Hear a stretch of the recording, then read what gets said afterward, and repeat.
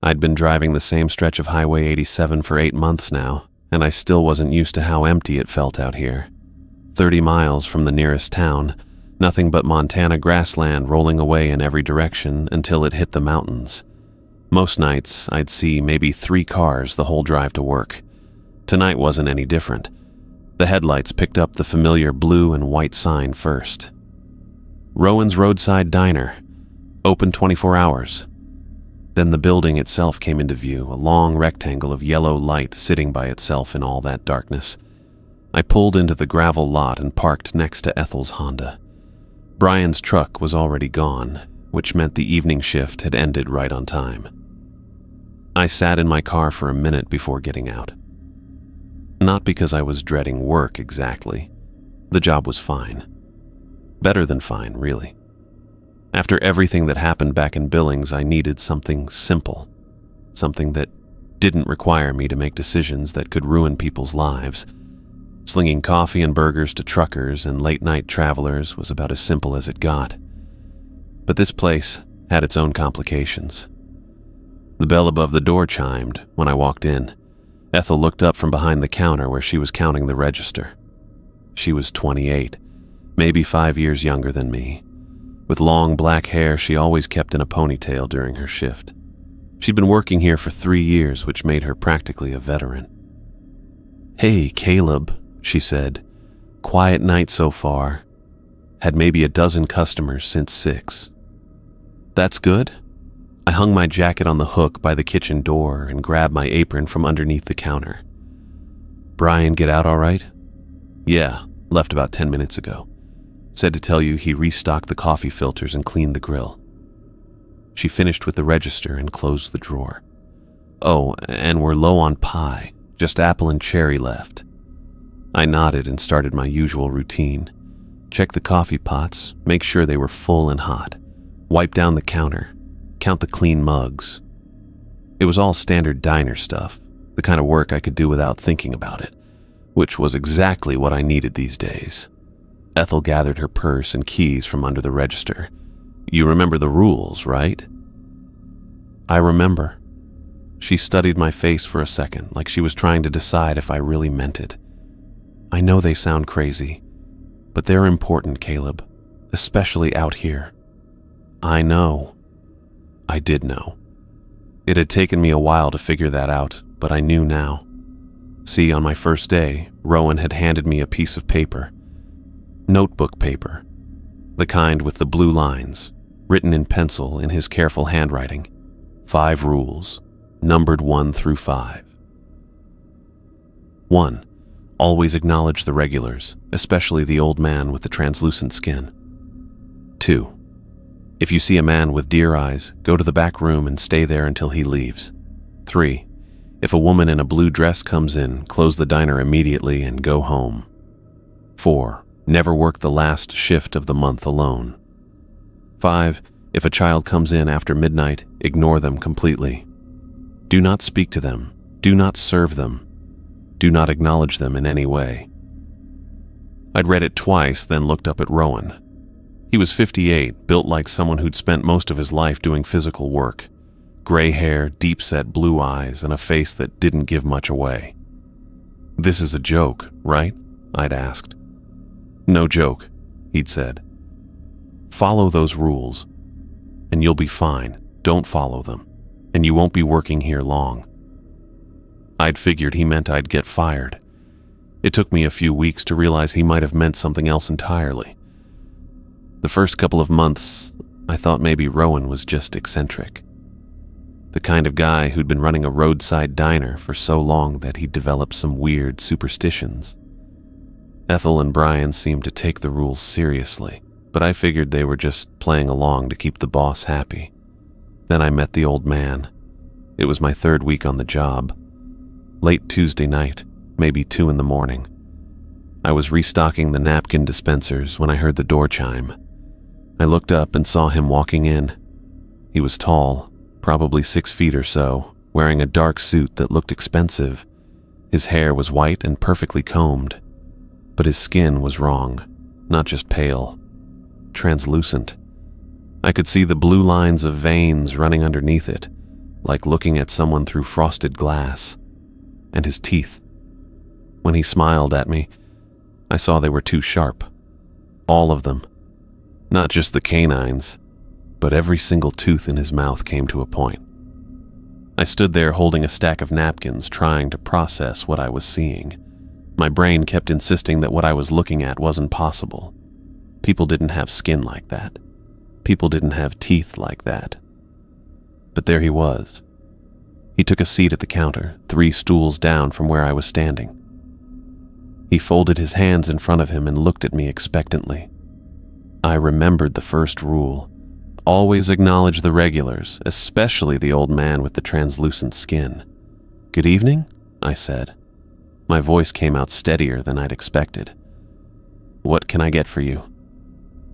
"Coffee, please," he said. His voice was perfectly normal, pleasant even. "Black." I poured him a cup from the pot behind the counter. My hands were shaking a little, but I managed not to spill any. I set the cup down in front of him, along with a small spoon and some sugar packets, even though he'd said he wanted it black. "Thank you," he said. He drank the coffee slowly, taking small sips. He didn't say anything else, and I didn't try to make conversation. I just went back to restocking napkins, stealing glances at him every few seconds. When he finished, he reached into his jacket and pulled out exact change, $1.50, which was exactly what coffee cost. He placed the money on the counter next to his empty cup. "Have a good evening," he said. "You too," I managed. He walked out the same way he'd come in, calm, unhurried. The bell chimed again when the door closed behind him.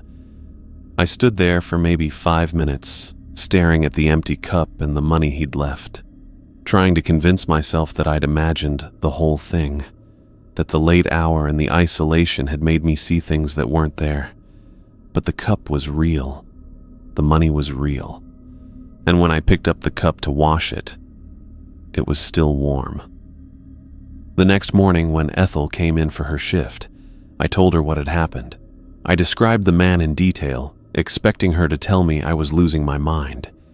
Instead, she nodded like it was the most normal thing in the world. "That's Mr. Henley," she said. "He comes in twice a week, usually Tuesday and Friday nights. Always orders black coffee, always leaves exact change. His skin," I said, "and his teeth. I know. He's been coming here for as long as I've worked here. Rowan says he was coming here before that too." "What is he?" Ethel shrugged. "I don't know. Rowan's never said and I've never asked, but he's never caused any trouble. As long as you acknowledge him and serve him politely, he just drinks his coffee and leaves." "And if you don't acknowledge him?" Her expression got serious. "I don't know, and I don't want to find out." That was when I realized the rules weren't jokes. They weren't superstitions or eccentric quirks.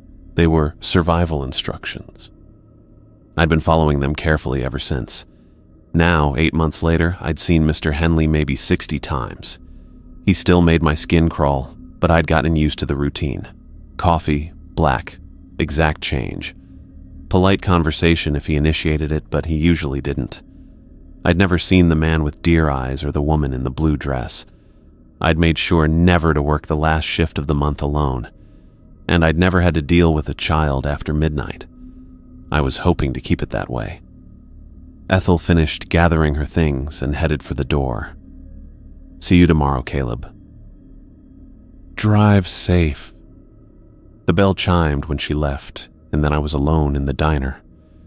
Just me, the hum of the fluorescent lights, and the sound of the coffee pots bubbling behind the counter. I finished my opening routine and settled in for what I hoped would be a quiet night. Maybe a few truckers would stop by for coffee and pie. Maybe a family driving through would want burgers and fries. Normal people, ordering normal food, paying with normal money. That's all I wanted these days. Normal. But working at Rowan's roadside diner, 30 miles from anywhere, I was starting to think normal might be too much to ask for. I poured myself a cup of coffee and checked the clock. 2:17 in the morning. 7.5 hours until my shift ended. I could handle that. I'd been handling it for 8 months now. The rules would keep me safe. They always had before. I was wiping down the corner booth when I caught movement outside the front windows. Someone walking across the gravel lot, heading for the entrance. I couldn't see much through the glass, just a dark shape moving under the parking lot lights. Normal enough. Truckers showed up at all hours, and it wasn't even 3 in the morning yet. Still early by diner standards. I kept working the rag across the table, watching out of the corner of my eye. The figure moved closer to the door, and I could make out more details. Tall guy, maybe 6 feet, wearing what looked like a heavy coat. Walking kind of slow, like he was tired from driving. Nothing unusual about that either. Most people who stopped here this time of night had been on the road for hours. They moved like their joints had stiffened up from sitting behind the wheel too long. I finished with the booth and moved to the next table. The coffee pot felt warm in my other hand. I'd been carrying it around while I cleaned, planning to top off any customers who came in. Basic hospitality stuff. Keep them happy, get a decent tip, make the night go by faster. The footsteps on the gravel got closer. Heavy boots, from the sound of it. Work boots, probably. Most of our late-night customers were working people. Truckers, shift workers heading home, guys who did construction or ranch work and got up before dawn. I glanced toward the door again. The man had reached the entrance but hadn't come in yet. He was standing there, maybe checking his phone or fishing for his wallet. People did that sometimes, making sure they had cash before they committed to stopping. I went back to wiping tables. Give him a minute to decide what he wanted to do. No point in staring at potential customers through the window. That just made people uncomfortable. The bell above the door would ring when he came in.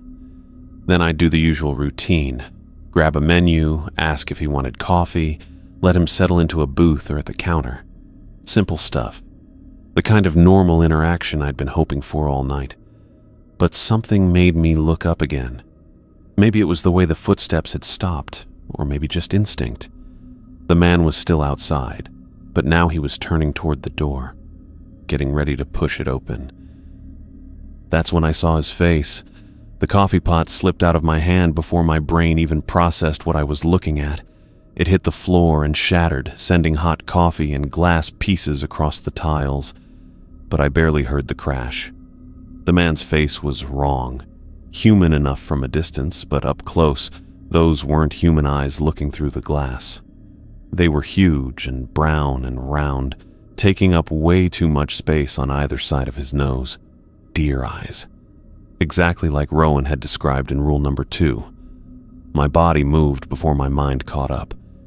I was already running toward the back of the diner, my feet slipping on the spilled coffee. The kitchen door swung open under my shoulder and I kept going. Past the grill and the prep tables, straight for the walk-in freezer. Rule number 2.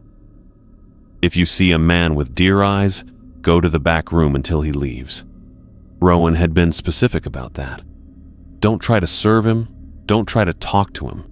Just get out of sight and wait. I yanked the freezer door open and threw myself inside, pulling it shut behind me.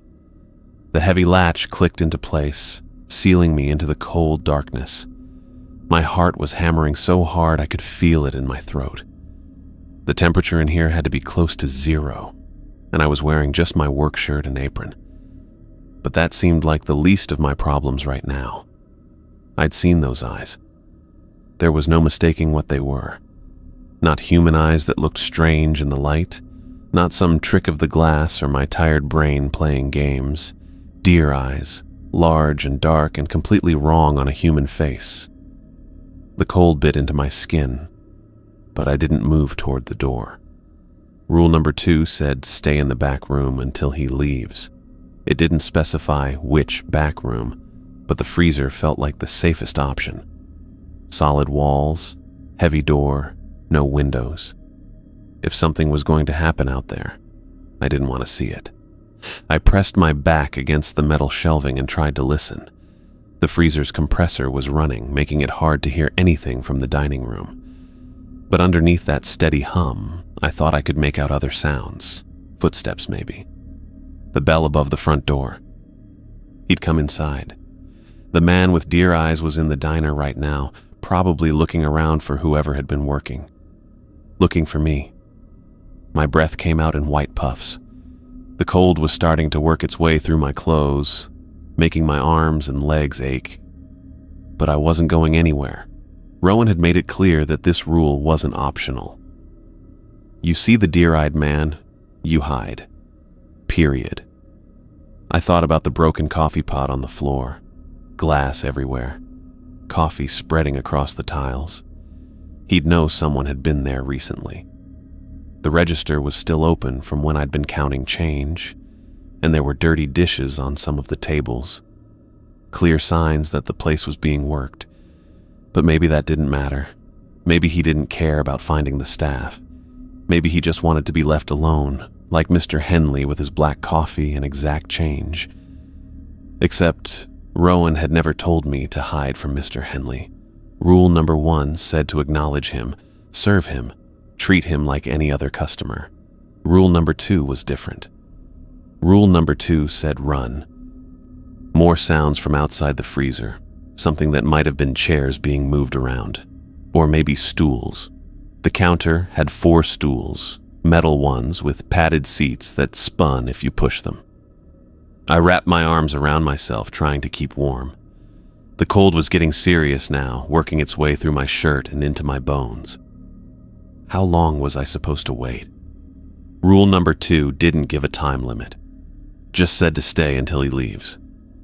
But how would I know when he left? The freezer door was too thick to hear the bell above the front entrance. I could be in here for hours, slowly freezing to death while the diner sat empty.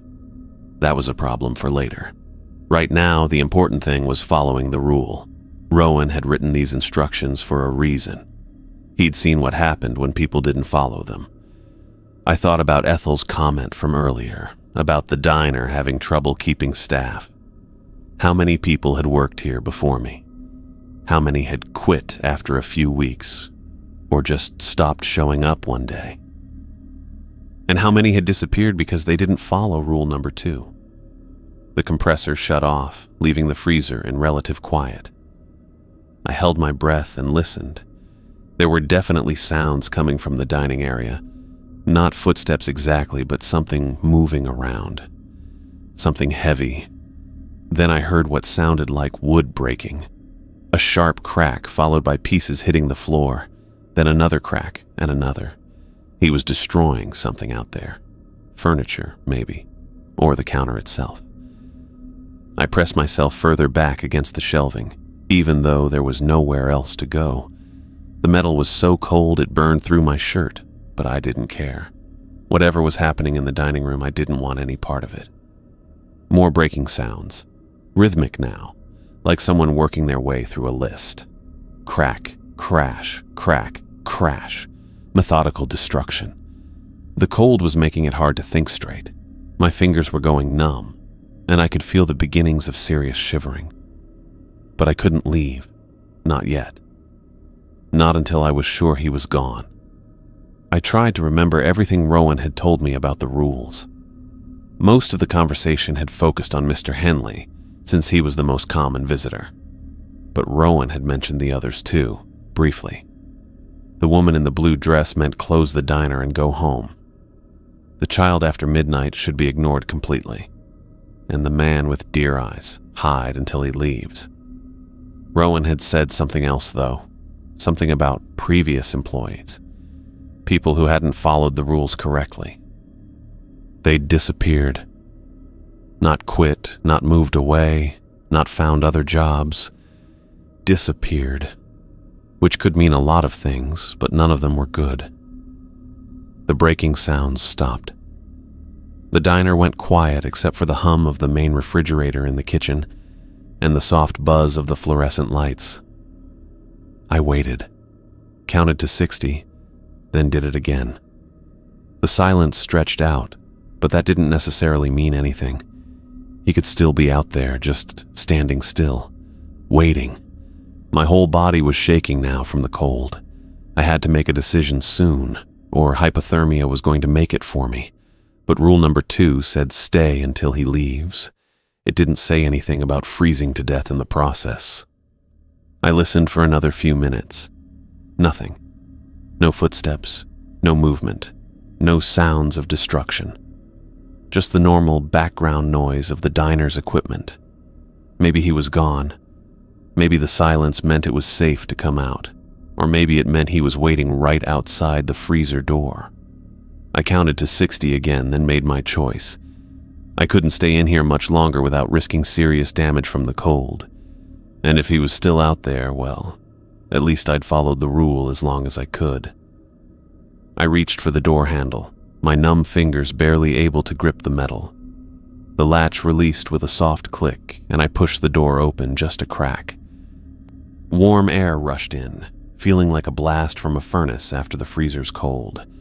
I waited, listening. Still nothing. I opened the door wider and stepped out into the kitchen. My legs were stiff and shaky, and I had to grab the prep table to keep from falling. But I was alive, and the kitchen looked normal.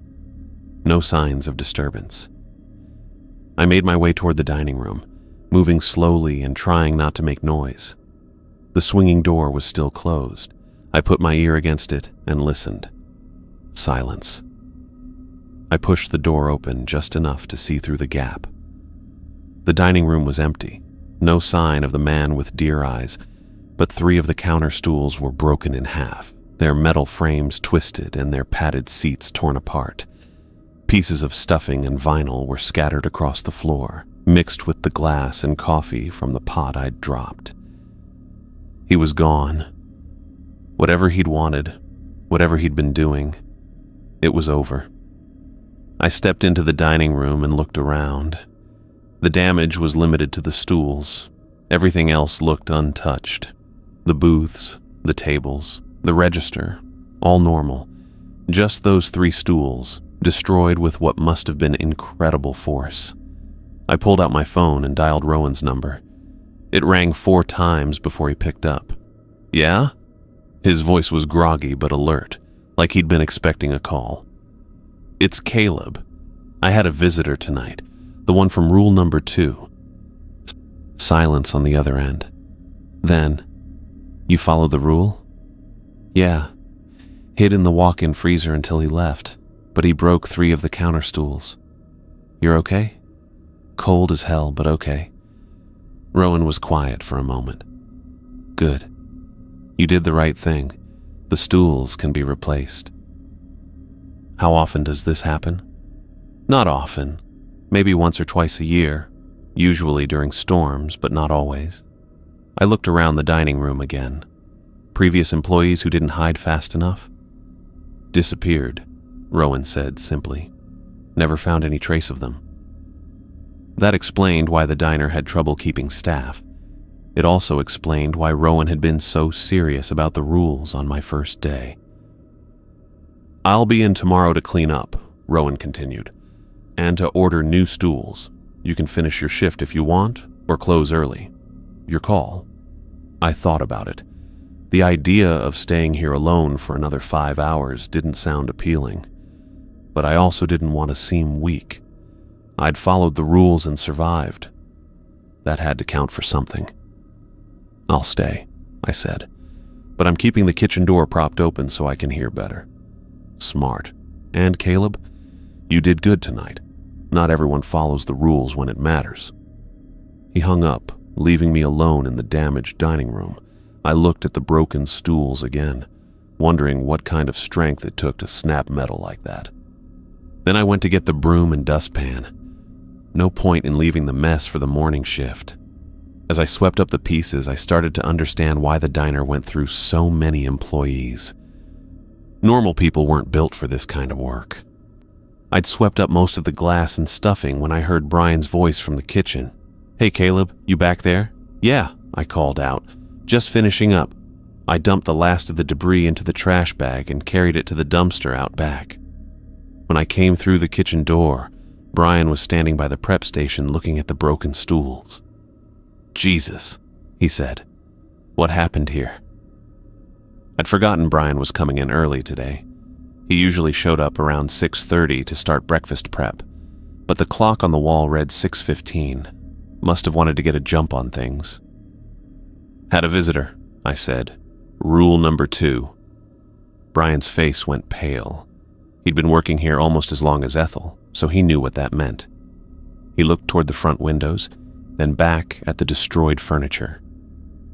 "You okay?" "Yeah. Followed the rules. Stayed in the freezer till he left." "Good. That's good." Brian wiped his hands on his apron even though they were already clean. "Rowan know?" "Called him right after. He's coming in later to order new stools." Brian nodded but kept staring at the mess. I could see him working through it in his head, probably wondering what kind of strength it took to twist metal like that. Same thing I'd been thinking. I went back to the kitchen to start a fresh pot of coffee. The breakfast crowd would be here soon, and I needed to get things back to normal. Brian followed me, moving slower than usual. "You sure you're all right?" he asked. "Just cold. Spent about 20 minutes in the freezer." 20 minutes? Brian's voice went up a notch. "Christ, Caleb. You could have gotten hypothermia. Better than the alternative." He didn't argue with that. I was measuring coffee grounds when I heard it. A soft sound from the dining room, like someone clearing their throat. Brian heard it too. He stopped moving, his hand frozen halfway to the grill controls. "Customer," he whispered. I hadn't heard the door chime, but sometimes the bell stuck, especially when the weather changed. I moved toward the service window and looked out into the dining room. There was a woman standing by the front door. She wore a blue dress, the old-fashioned kind with long sleeves and a high collar. The fabric looked heavy, like wool or thick cotton. Her hair was dark, pinned up in a style I'd seen in old photographs. She stood perfectly still with her back to us, facing the front windows. My stomach dropped. Rule number 3. If a woman in blue dress enters, close diner and go home. But I couldn't move. Something about her posture, the way she held herself so perfectly straight, made my skin crawl. She wasn't looking around like a normal customer would. Wasn't checking out the menu board or looking for a place to sit. Just standing there, motionless. Behind me, Brian made a sharp sound. Not quite a gasp, not quite a word. When I glanced back at him, his face had gone white. His eyes were fixed on the woman, and he looked like he'd stopped breathing. "Brian," I whispered. He didn't respond, didn't even blink. It was like he'd been frozen solid. The woman started to turn. I only caught a glimpse of her profile before I grabbed Brian's arm and yanked him toward the back door. His body moved like dead weight, no resistance but no help either. I had to half drag him across the kitchen. "Come on," I hissed. "We have to go, now." I shoved the back door open and pulled Brian outside into the cold morning air. He stumbled, nearly fell, but I kept pulling him toward my truck. The gravel crunched under our feet, loud in the silence. "Brian, move."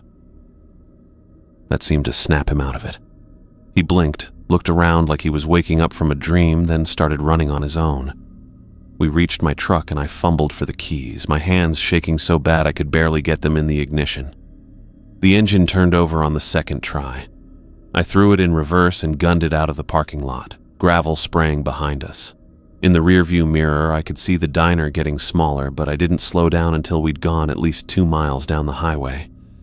I pulled over at a scenic overlook and cut the engine. Both of us sat there breathing hard, staring back toward where we'd come from. The diner was just a small shape in the distance now. "Is she gone?" Brian's voice came out as a croak. I squinted at the building. From this far away, I couldn't make out any details. No way to tell if anyone was inside or not. "Can't see from here." "What was that?" Brian was shaking, not just his hands, his whole body. What the hell was that thing? Rule number 3. I know what rule it was. But what was she? What did she want? I didn't have an answer for that. Rowan had never explained what any of them were, just what to do if we saw them. And right now, sitting in my truck 2 miles away from the diner. I was grateful for that. Some things were better left unknown. "She was looking at me," Brian said. "When she started to turn around, I could feel her looking at me, like she was trying to get inside my head. But she didn't. We got out in time." "Did we?" Brian wiped his face with his sleeve. "How do you know? How do you know she's not still there, waiting for us to come back?" That was a good question.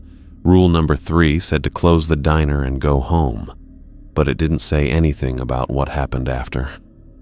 How long were we supposed to stay away? An hour? A day? The rest of our lives? "I'll call Rowan," I said. But when I reached for my phone, I realized I'd left it on the counter back at the diner. Brian checked his pockets and came up empty too. Shit. We sat there for another 10 minutes, watching the diner. No movement that I could see. No cars in the lot except Brian's truck, which we'd left behind in our rush to get out. "I can't go back there," Brian said finally. "We have to, eventually." "No, I mean I can't go back there, ever." He looked at me, and his eyes were different somehow, older. "I'm done, Caleb. I'm quitting."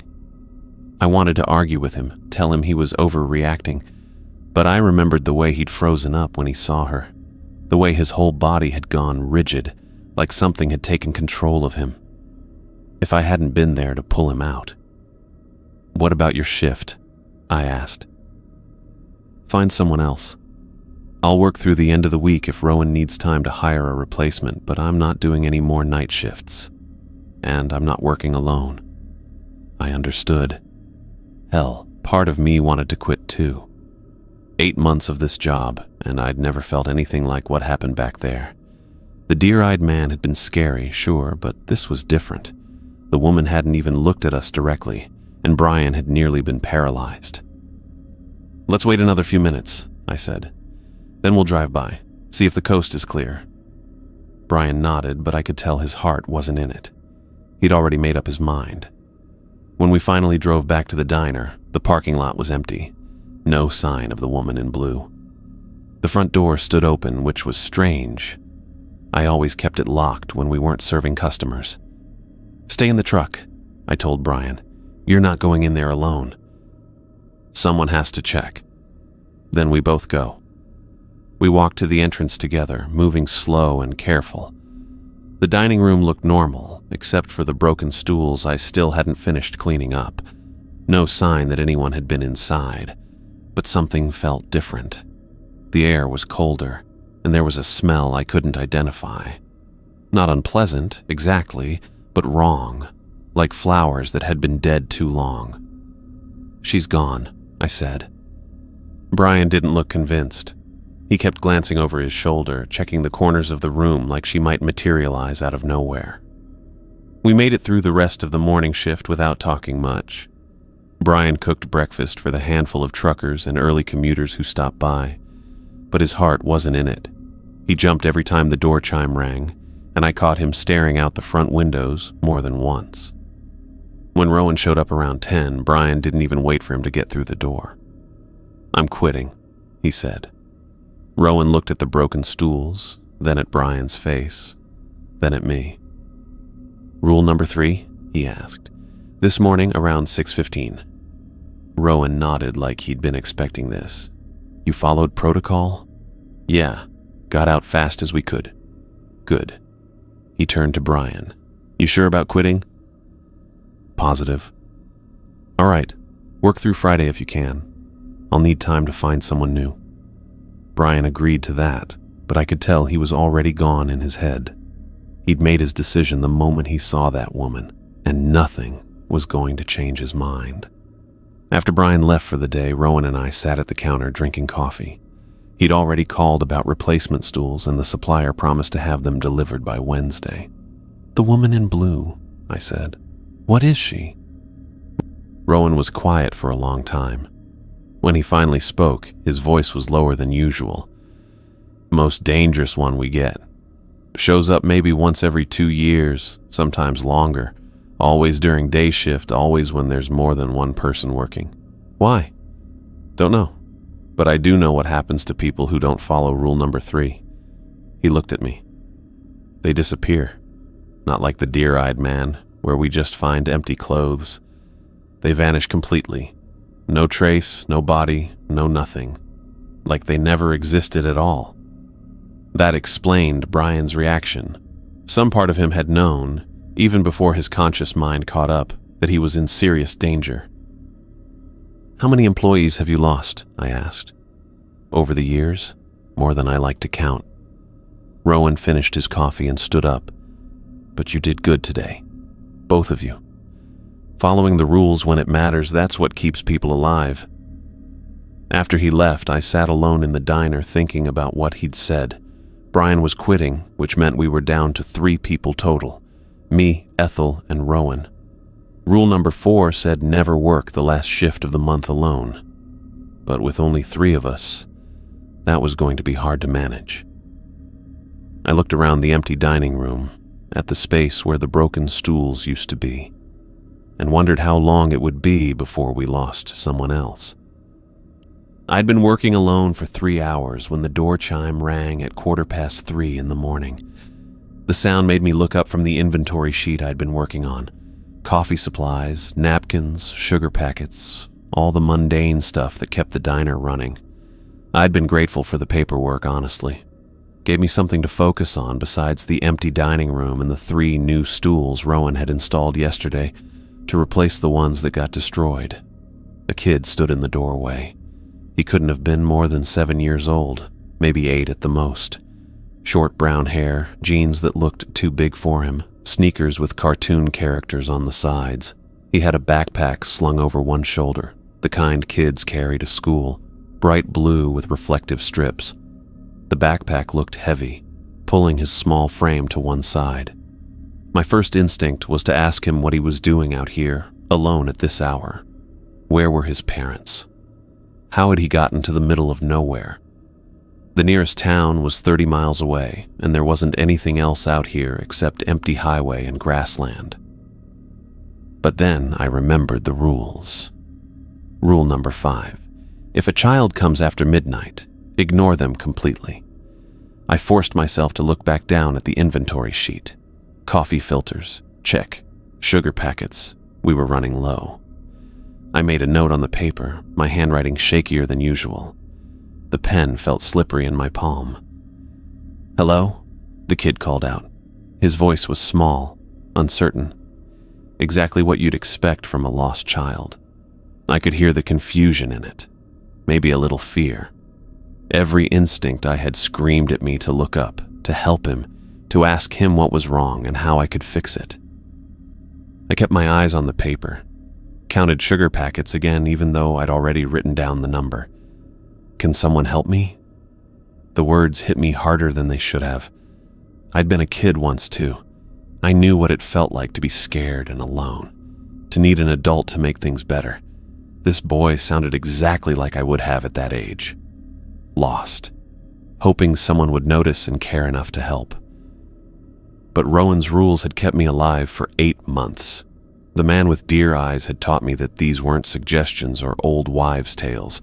They were survival instructions, written in other people's blood. I gripped the pen tighter and moved on to the next item. Ketchup bottles, full. Mustard needed restocking. "Hello? Is anybody there?" I could hear him moving now, his sneakers squeaking against the linoleum floor. Small footsteps, hesitant but getting closer to the counter. Part of me wanted to peek up, just to see where he was, but I knew that would be the beginning of the end. Once I acknowledged him, once I made eye contact or spoke, I'd be breaking the rule, and I'd seen what happened when you broke the rules. The inventory sheet swam in front of my eyes.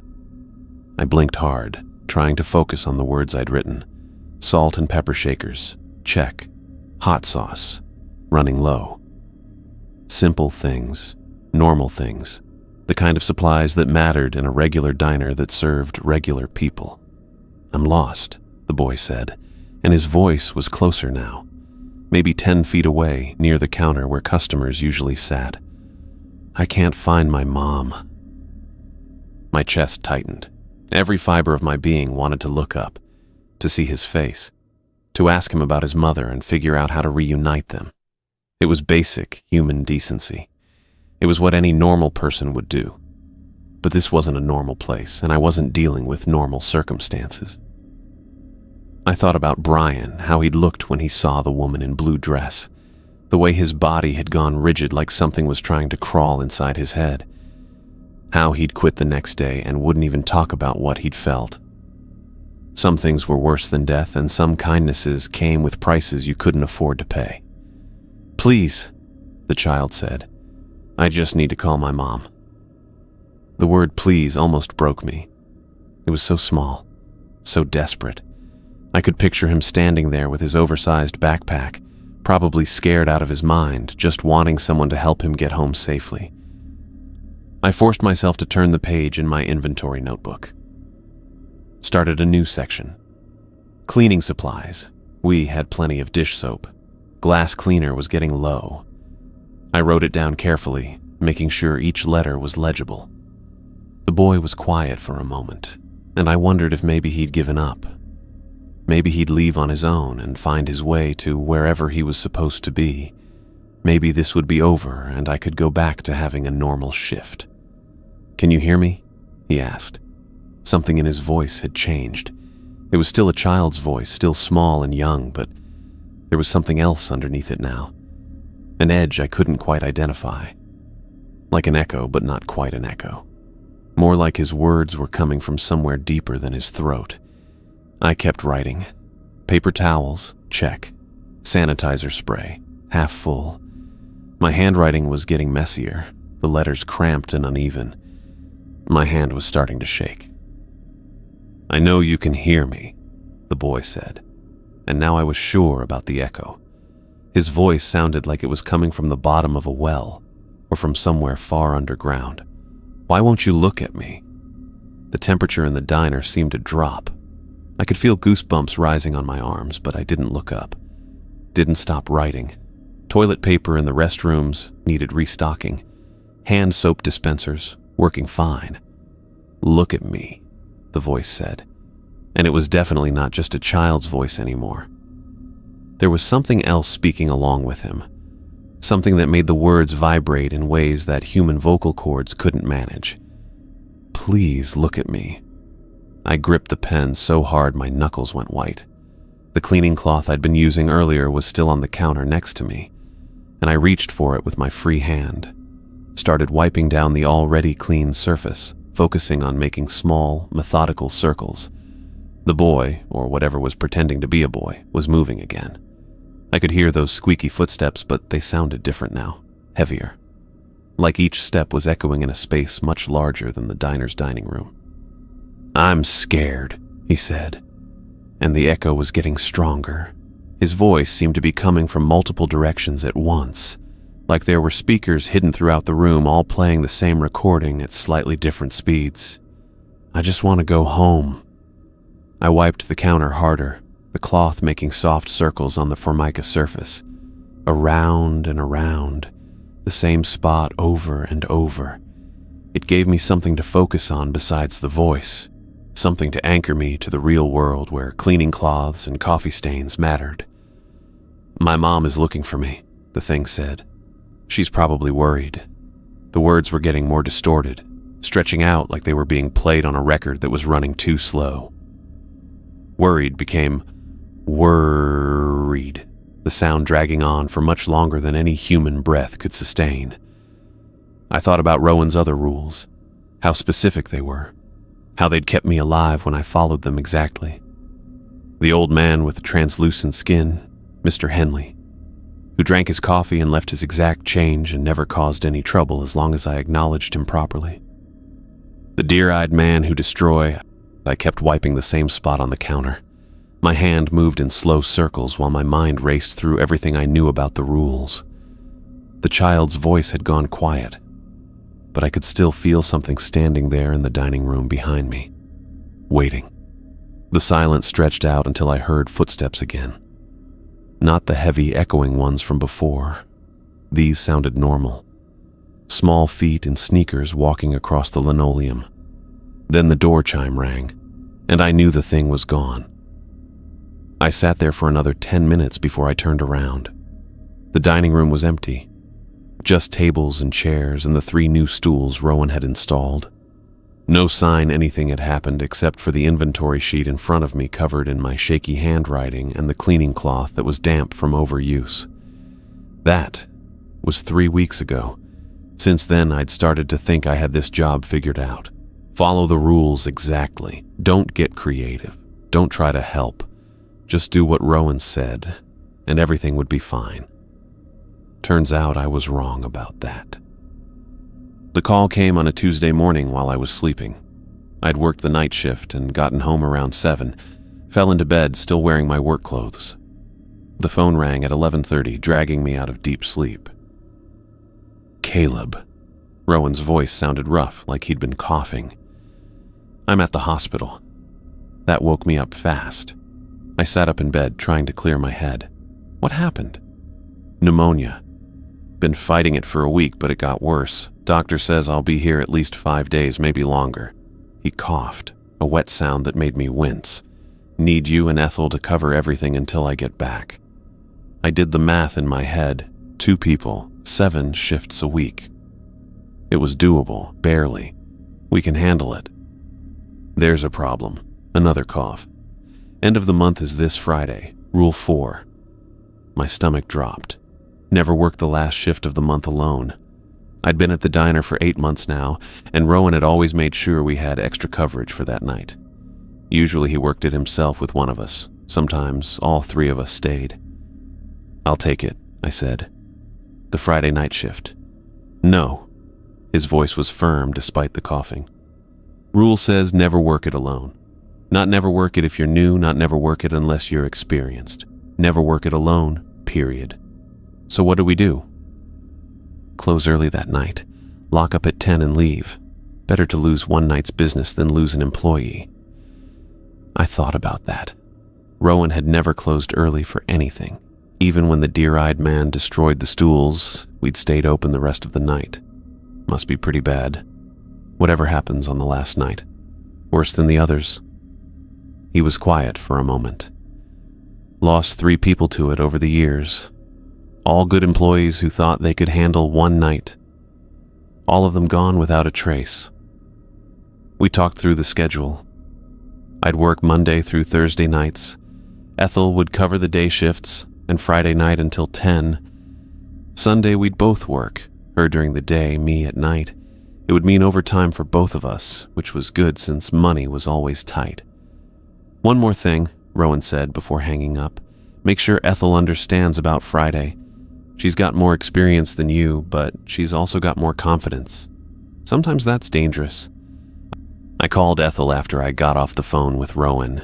She was at home, probably getting ready for her evening shift.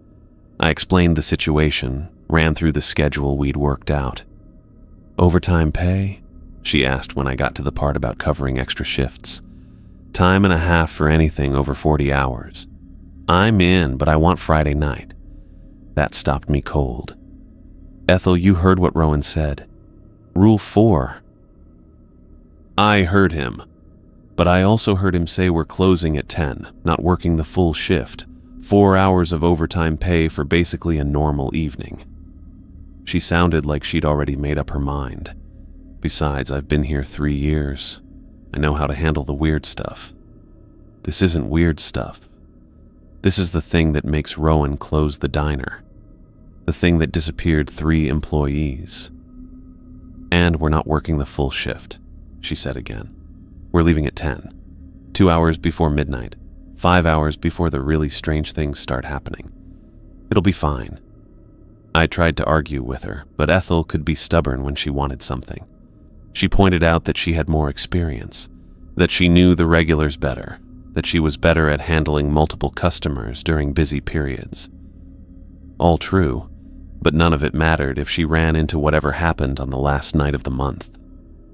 Look, she said finally, if you're really worried, you can come in early Saturday morning. Check on me, make sure everything's okay. That seemed reasonable. How early? 5:30. That gives me time to finish closing up, but you'll be there before your normal shift starts." I agreed, but I didn't like it.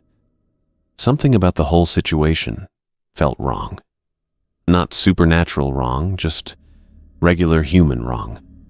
Like when someone makes a decision that sounds logical, but you know it's going to cause problems. The week went smoothly enough. I covered Monday through Thursday nights without any incidents. A few truckers, some late-night travelers. Mr. Henley on Tuesday with his usual black coffee and exact change. Normal diner business. Ethel worked her regular day shifts and seemed fine. Not nervous about Friday, not asking questions about Rule 4. If anything, she seemed excited about the overtime money. Friday evening, I stayed until 11:30, later than usual. Ethel had arrived at 6 and was handling the dinner crowd. A family with 2 kids, a couple of truckers, an older woman traveling alone. Standard customers doing standard things. "You don't have to babysit me," Ethel said when I lingered by the coffee machine instead of leaving. "Just making sure you're set up for the evening." "I've been working here for 3 years, Caleb. I think I can handle 4 hours." She was right, but I still didn't want to leave. The diner felt different somehow. Not supernatural different, just tense. Like the air before a thunderstorm. "Remember," I said, getting my jacket from the hook by the kitchen door. 10 o'clock sharp. Lock up and go home." 10 o'clock sharp, she repeated. "Stop worrying." I drove home, but didn't sleep well. Kept thinking about Rowan's warning, about the employees who'd disappeared. Ethel was smart and experienced, but so were the others probably. Experience didn't matter if you ran into something that didn't follow normal rules. My alarm went off at 5 in the morning.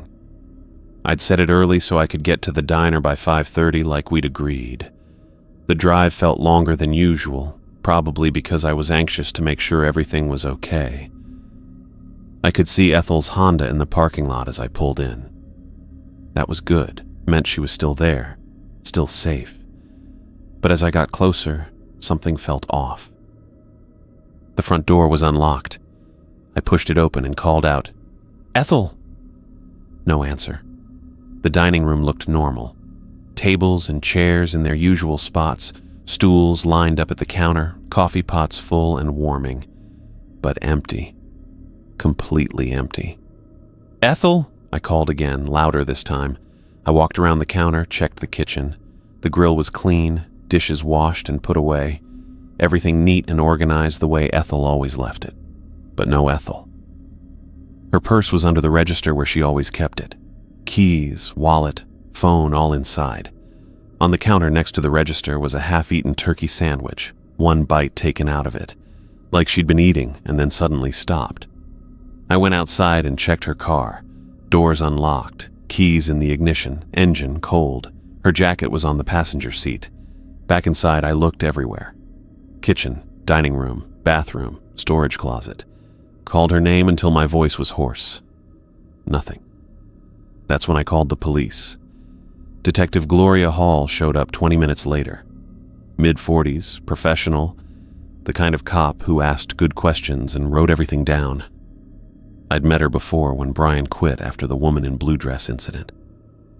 She'd taken statements from both of us, filed a report that probably got buried in a stack of weird, small-town incidents. "When did you last see Miss Walker?" she asked, settling into one of the counter stools with a notepad. "Last night around 11:30. She was working the evening shift, supposed to close at 10 and go home. And you came in this morning because?" I explained about Rowan being in the hospital, about covering extra shifts, about the arrangement for me to check on Ethel early Saturday morning. Gloria wrote it all down, asked about Ethel's behavior, whether she'd seemed upset or worried about anything. "She seemed fine," I said, looking forward to the overtime pay. "Any reason she might have left voluntarily? Family emergency, personal problems?" "Her purse is still here, keys in her car, and she left food on the counter like she was interrupted in the middle of eating." Gloria looked at the half-eaten sandwich, made a note. "I'll need to check your security system. We don't have one. She looked up from her notepad. No cameras? Rowan never saw the need. We're pretty isolated out here, don't get much trouble. That wasn't entirely true. We got plenty of trouble, just not the kind that security cameras would help with. But I couldn't explain that to a police detective. Gloria spent 2 hours going through the diner, dusted for fingerprints, took photos, bagged the sandwich as evidence. She called in Ethel's car information, checked for signs of forced entry or struggle, found nothing useful. "I'll file a missing persons report," she said finally. "Check with local hospitals, put out a BOLO alert. But honestly, without more evidence of foul play, there's not much else I can do right now." After she left, I sat at the counter staring at the spot where Ethel's sandwich had been. The diner felt wrong without her. Too quiet, too empty. She'd been here 3 years, longer than anyone except Rowan, knew all the regulars, all the weird little routines that kept the place running. And now she was gone. I thought about calling Rowan at the hospital, but what would I tell him? That his most experienced employee had vanished without a trace on the last Friday of the month? That Rule 4 had claimed another victim? He was sick enough already without me adding to his stress. Instead, I started my shift early. Made fresh coffee, wiped down tables, tried to pretend everything was normal. But it wasn't normal, and it wouldn't be normal again. The diner felt different now. Emptier, like something important had been taken away and left a hole behind. And I was the only one left to fill it. I'd been the only night shift worker for 2 weeks when Gloria Hall stopped by one last time. She came in around noon on a Thursday, ordered coffee, and sat at the counter where Ethel used to count the register. I was restocking the pie case, moving the last piece of apple to the front display, when she pulled out a thin manila folder and set it next to her cup. "Investigation's officially closed," she said. "No evidence of foul play. No signs of forced entry or struggle. No witnesses. Case goes into the inactive files." I set down the pie server and looked at her. Gloria had been thorough, I'd give her that. She'd interviewed me 3 times, talked to Rowan twice, even drove out to check on us during my shifts.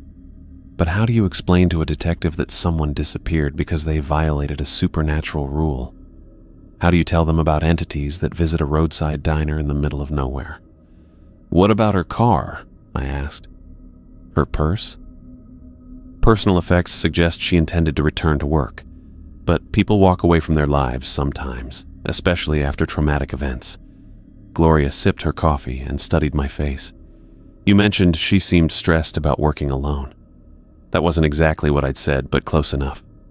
I'd told Gloria that Ethel was nervous about the Friday shift, which was true.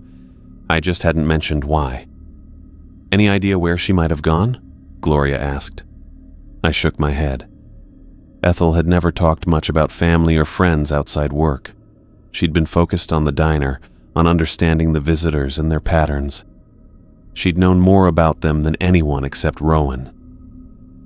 And now all that knowledge was gone. "Well," Gloria closed the folder and stood up. "If she contacts you, give me a call. Sometimes people resurface after they've had time to sort things out." She left a $5 bill on the counter and walked out. I watched her drive away, then poured myself coffee and sat in the same spot where she'd been. The folder was gone, but the conversation lingered. People walk away from their lives sometimes. Maybe that's what the official report would say. Maybe that's what people would believe. But I knew better. Rowan came back from the hospital that same afternoon, looking like he'd lost 15 pounds and aged 5 years. His face was pale and drawn, and he moved carefully, like his chest still hurt. He stood in the doorway for a long moment, looking at the dining room. "She's really gone," he said. It wasn't a question. I nodded anyway. He walked over to the counter where Ethel's sandwich had been, where I'd found her purse. His fingers drummed against the surface, a nervous habit I'd never seen before. "I should have closed the place," he said. "Should have locked the doors and kept everyone home. She wouldn't have listened. You know how she was about the overtime pay." "Yeah," he rubbed his forehead. 3 years she worked here, never had a problem with any of them. Even handled Mr. Henley better than most. I remembered Ethel explaining about Mr. Henley during my first week, how she'd taught me to make his coffee just right and have the exact change ready. She'd made it seem routine, manageable, like the supernatural visitors were just another part of the job. "We need new people," Rowan said. We need new people," Rowan said. "Can't keep running this place with just the two of us." I thought about that. 2 people meant one of us would have to work the last Friday of every month alone. Rule number 4 existed for a reason, and we'd just seen what happened when someone violated it. "What about the rules?" I asked. Rowan was quiet for a minute. He walked over to the coffee machine and poured himself a cup, added sugar and cream. His hands shook slightly as he stirred. "We'll train them right," he said finally. "Start them on day shifts, easy customers. Work up to the night work gradually. And if they don't believe you about the visitors, then they'll learn fast or they won't last long." He said it matter of fact, but I could hear the exhaustion in his voice. How many times had he done this? How many new employees had he hired and trained and watched quit or disappear over the years? Dawn Rice started on a Tuesday morning. 23 years old, blonde hair, bright smile. She'd worked at a diner in Billings before moving out here with her boyfriend.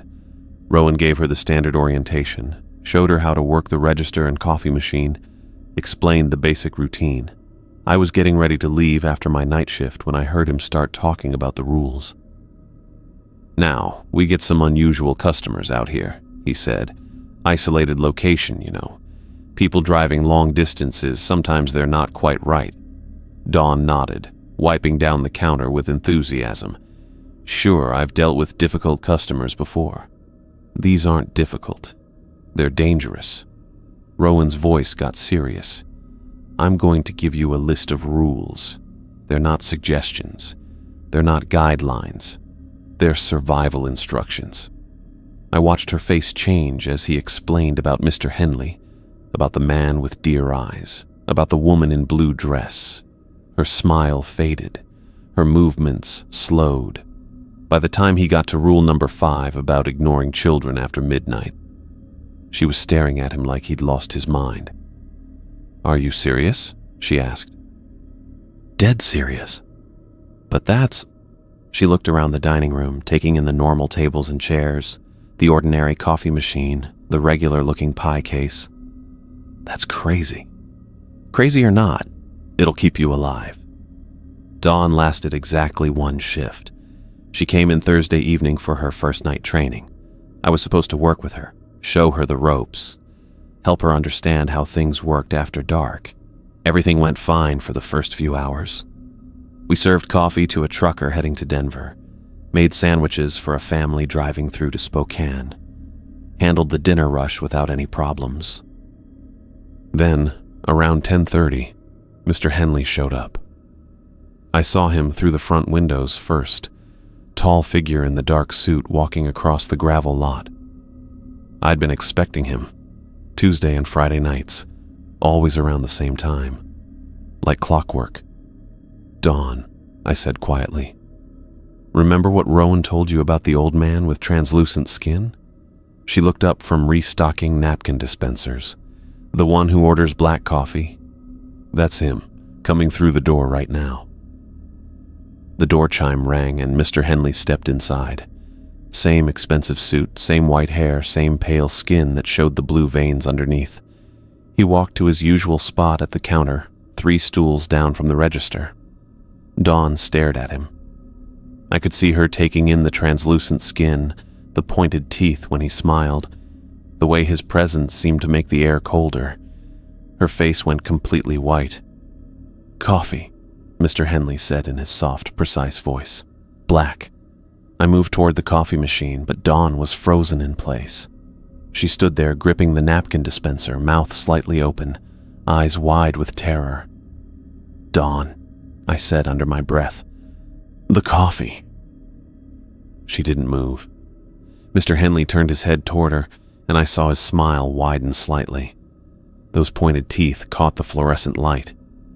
"Is there a problem?" he asked. His voice was still soft, still polite. But there was something underneath it now, something that made my skin crawl. I'd served him dozens of times over 8 months, always followed rule number 1 exactly. Always acknowledged him, always been respectful. Never had any trouble. But Dawn wasn't following the rules. Dawn. I said her name louder this time. "The coffee. Now." She blinked and seemed to snap out of it. Her hands were shaking as she reached for the coffee pot, and I watched her pour the cup. Black coffee, no cream, no sugar. She set it in front of Mr. Henley and stepped back quickly. $1.50, she whispered. Mr. Henley reached into his jacket and pulled out exact change, same as always. He placed the coins on the counter in a neat line, lifted the cup to his lips, and drank slowly. Dawn backed away until she hit the kitchen door. I could hear her breathing, fast and shallow. Mr. Henley finished his coffee, set the cup down gently, and stood up. "Thank you," he said, looking directly at Dawn. "I hope to see you again soon." Then he walked out, same as he always did. Calm, unhurried, like nothing had happened. Dawn lasted about 30 seconds after the door closed behind him. "I quit," she said. Her voice was high and tight. "I quit right now. I'm not doing this." She untied her apron, threw it on the counter, and grabbed her purse from under the register. I tried to talk to her, tried to explain that she'd done fine, that following the rules made it safe. But she wasn't listening. "That thing isn't human," she said. "That's not a person. I don't know what it is, but I'm not serving coffee to it." She left through the back door and drove off in her little Honda. Never came back for her final paycheck. Easton Willis started the following Monday. 31 years old, wire-rimmed glasses, quiet and analytical. He'd been laid off from an accounting firm in Helena and needed work while he looked for something in his field. Rowan went through the same orientation, the same explanation about the rules.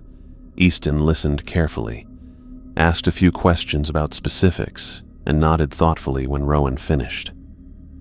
"I understand you're trying to prepare me for unusual situations," he said. "I appreciate the thoroughness of the training." I could tell he didn't believe a word of it. He thought Rowan was testing him somehow, or maybe preparing him for difficult customers who might be mentally ill or under the influence. He was trying to be professional about it, but I could see the skepticism in his eyes. Easton made it through 3 quiet shifts without incident. He was good with the routine work, efficient with customers, kept the place clean and organized. I started thinking maybe we'd found someone who could handle the job. Then Wednesday night brought a storm. I'd been watching the weather all evening, seeing the clouds build up in the west. The wind picked up around 11, rattling the windows and sending tumbleweeds across the parking lot. By midnight, we were getting real rain, the kind that comes down in sheets and turns the gravel lot into a muddy mess. Easton was wiping down tables when I saw the figure walking across the lot. Tall, heavy coat, moving slowly through the rain. My stomach dropped. "Easton," I said. "Back room, now." He looked up from the table. "What?" "Rule number 2, the man with deer eyes. Go to the back room and don't come out until I tell you." He followed my gaze to the front windows, saw the figure approaching the door. "That's just someone seeking shelter from the storm. Look at his face when he gets to the door. Then tell me it's just someone." The figure reached the entrance and stopped under the small overhang. Lightning flashed, illuminating his features for just a moment. Large, round, brown deer eyes in an otherwise human face. Easton went rigid. I could see his mind trying to process what he was seeing, trying to find a logical explanation. The analytical part of his brain was working overtime, and it wasn't coming up with any answers that made sense. "That's not possible," he whispered. "Back room. Now." But Easton couldn't move. He stood there staring at the deer-eyed man, his face pale behind his glasses. The man tried the door handle, found it unlocked, and stepped inside. The door chime seemed louder than usual, more ominous. The deer-eyed man stood just inside the entrance, water dripping from his coat onto the floor.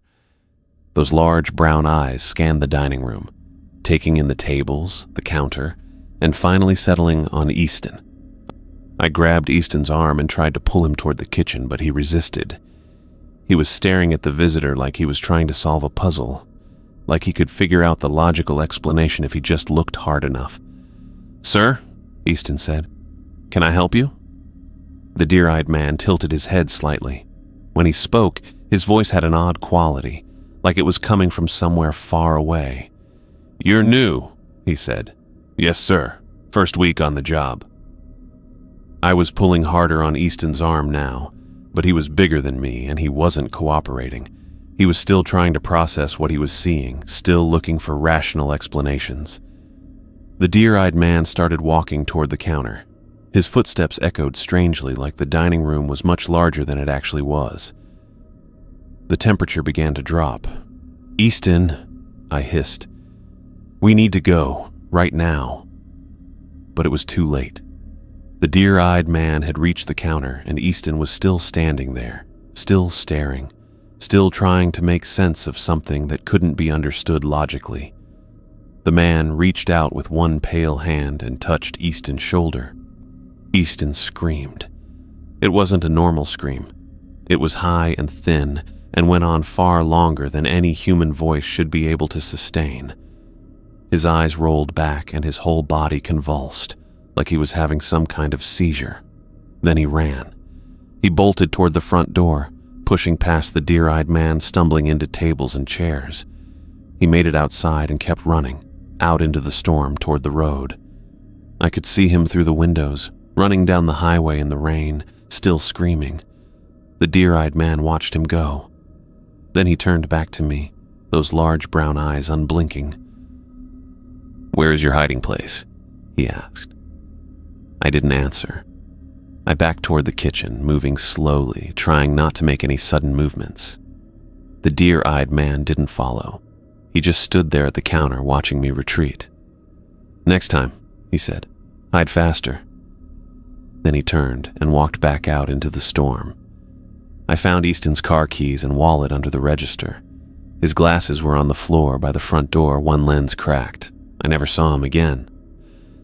So that left me and Rowan. 2 people to run a 24-hour diner. 2 people to cover 7 days a week, day and night shifts with no backup when one of us got sick or needed time off. And Friday was coming again, the last Friday of the month. I'd been working 6 nights a week since Ethel disappeared, pulling 12-hour shifts, going home exhausted and coming back tired. Rowan handled the day shifts, but he was still recovering from pneumonia, moving slower than usual, coughing when he thought I wasn't listening. We both knew what Friday meant. We both knew rule number 4, and we both knew we didn't have enough people to follow it safely. "I'll close early again," Rowan said when we talked about the schedule. "Lock up at 10, same as last time." But I'd been thinking about that. About Ethel working until 10 and disappearing anyway. About how the rules might not be as simple as we thought. "What if 10 isn't early enough?" I asked. Rowan didn't have an answer for that. He just looked tired and old and worn down by years of losing employees to things that couldn't be explained or reported or stopped. I'd learned their patterns over the past few months. Mr. Henley came every Tuesday and Friday at 10:30, regular as clockwork. The deer-eyed man showed up during storms, unpredictable but always after midnight. The woman in blue dress hadn't returned since Brian's encounter, but Rowan said she appeared every couple of years. And there were others. Visitors I hadn't met yet. Entities that followed rules I didn't understand. The child after midnight was just one of them. Ethel had known about more, had 3 years of experience with the supernatural ecosystem that surrounded this place. Now all that knowledge was gone, and I was learning through trial and error, memorizing schedules, watching for patterns, trying to anticipate when they'd arrive and how to handle them safely. It was wearing on me. The constant vigilance, the isolation, the knowledge that one mistake could make me disappear without a trace. I'd wake up thinking about the rules, go to sleep reviewing them in my head. Every door chime made my heart race. Every unusual customer made me wonder if they were human. But I needed this job. And more than that, I'd grown protective of the place. Someone had to keep the diner running, had to maintain the strange balance between the human world and whatever existed alongside it. Someone had to serve coffee to Mr. Henley and hide from the deer-eyed man and follow the rules that kept everyone safe. Rowan was getting older. He couldn't do this forever. Eventually, it would be just me, the only person left who understood how things worked, the only one willing to stay and keep the ecosystem functioning. The diner felt different now without Ethel and Brian. Quieter, more fragile. Like something important had been removed and left a hole that couldn't be filled. But I was still here, still following the rules, still keeping the place running one shift at a time. I was counting coffee filters for the third time when Mr. Henley walked through the front door. The bell chimed soft and familiar, and I looked up from my clipboard to see him moving across the linoleum in that careful way of his. Always the same dark suit, always that translucent skin that showed the blue veins underneath. I'd gotten used to him over the months, but seeing him still made something cold settle in my stomach. Not fear exactly. More like recognition that the night had shifted into something different. "Evening, Mr. Henley," I said, setting down my pen. "Coffee?" He nodded and took his usual spot at the counter, 3 stools down from where I'd been working, his hands folded on the surface, and I could see the network of veins running under the pale skin like ink under paper. I grabbed the coffee pot and a clean mug, poured it black the way he always took it. $1.50, I said, though we both knew he'd have exact change. He reached into his jacket pocket with those long fingers and placed the coins on the counter. A $1 bill, 2 quarters, always the same. I scooped them up and hit the register keys, the drawer sliding open with its familiar ding.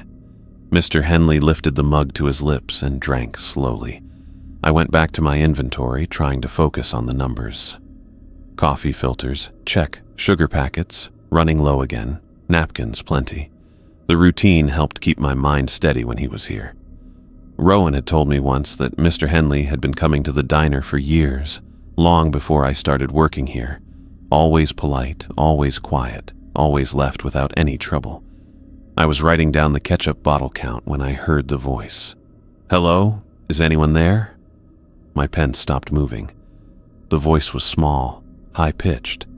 A child's voice coming from somewhere near the front entrance. I didn't look up from my clipboard, but my whole body went tense. Rule number 5. If a child comes after midnight, ignore them completely. "I need help," the voice said, closer now. "I can't find my mom." I kept my eyes on the inventory sheet and wrote down the mustard count. 3 bottles, all half full. My handwriting looked shakier than usual, but I kept the pen moving. Mr. Henley was still drinking his coffee, but I noticed his movements had slowed. He was listening too. "Please, mister, I'm lost." The voice was right behind me now, maybe 6 feet away. I could hear small footsteps on the linoleum, the soft squeak of sneakers. I forced myself to move on to the next item, dish soap under the sink. I bent down and counted the bottles, my hands steady even though my heart was beating faster. When I straightened up, I caught a glimpse of movement in my peripheral vision, something small and dark by the front windows. I didn't turn to look. Rule number 5 was clear. Ignore them completely. No eye contact, no acknowledgement, no help. I'd followed it before and survived. I'd follow it again. "Why won't you look at me?" The child's voice had an edge to it now, frustrated and getting louder. I wrote down the soap count and moved on to paper towels. Mr. Henley set his mug down on the counter with a soft clink, but he didn't drink. He was sitting very still, his pale hands motionless on the surface. That's when I saw the movement outside. Through the front windows, past the reflection of the dining room lights, something tall was walking across the gravel parking lot. A figure in a heavy coat, moving slow and deliberate toward the entrance. Even from this distance, even in the dim light from the diner's sign, I could tell it was big. 6 feet tall, maybe more. My stomach dropped. I knew that walk, that careful approach. The man with deer eyes. Rule number 2. But I couldn't go to the back room. Mr. Henley was still here, still drinking his coffee. And the child was somewhere behind me, still calling for help. I'd never had multiple visitors before. The rules didn't say what to do when more than one showed up at the same time. The figure outside was getting closer. I could make out more details now. The heavy coat, the way it moved without hurrying but never stopping. In maybe 30 seconds, it would reach the front door. And I'd be trapped here with Mr. Henley at the counter and the child somewhere in the dining room. "I'm scared," the child's voice said. And now it had that echo quality I remembered from before, like it was coming from underground or from multiple directions at once. "Please help me." I gripped my pen tighter and wrote down the paper towel count. My handwriting was getting messy, but I kept going. Glass cleaner, half empty. Sanitizer spray, nearly full. The routine was all I had to hold on to. Mr. Henley turned on his stool. It was the first time I'd ever seen him move that way, sudden and deliberate. He was looking toward the front windows, and his pale face had changed. The expression was still calm, but there was something else there. Something that looked almost like concern. The footsteps outside had reached the gravel right in front of the entrance. Heavy boots on stone, slow and measured. Any second now, the door would open, and the man with deer eyes would walk in. I'd have to choose between the rules. Hide in the back and leave Mr. Henley alone with whatever that thing was, or stay here and hope Mr. Henley's presence would somehow protect me. "Mr. Please," the child's voice said, and now it was definitely coming from multiple directions. The echo was getting stronger, like the words were bouncing off walls that weren't there. "I just want to go home." Mr. Henley stood up. He moved with that same careful precision he always had, but faster than I'd ever seen him move before. His translucent skin seemed to glow slightly in the diner's fluorescent light, and when he turned toward the front entrance, I saw his face in profile. The features were sharper than I'd noticed before, more angular, and his eyes were focused on something outside with an intensity that made the air in the room feel charged. The door handle turned. I watched it from the corner of my eye, still pretending to focus on my inventory. The metal handle moved down with a soft click, and the door swung open. The bell chimed, but the sound was different somehow. Flatter, like the air had gotten thicker. The man with deer eyes stepped inside. He was exactly as I remembered from that night weeks ago. Tall, broad shoulders, heavy coat that looked expensive. But it was the eyes that made my whole body go cold. Large and brown and round, sitting in a human face like they'd been transplanted there from something that lived in the woods. They moved with that animal awareness, scanning the room, taking in everything. His gaze landed on Mr. Henley first. Then it shifted to me, still bent over my clipboard. Then toward wherever the child was standing. I could feel those deer eyes moving between us, calculating something. "Busy night," the man said. His voice was deep and calm, like he was commenting on the weather. Mr. Henley didn't respond. He was standing next to his stool, maybe 4 feet from the entrance, positioned between the deer-eyed man and the rest of the dining room. His pale hands were at his sides, and I noticed his fingers were longer than they should be. Thin and white, with nails that looked sharp in the fluorescent light. "I don't usually have company," the deer-eyed man continued. He took a step further into the diner, and I heard the child's voice get louder behind me. "Help me. Please help me. Why won't anyone help me?"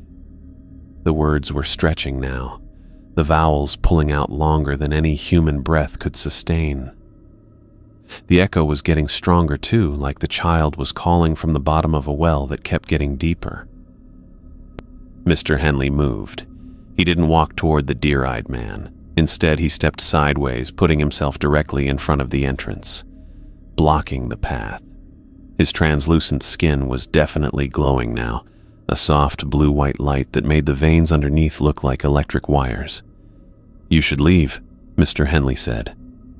His voice was different than I'd ever heard it.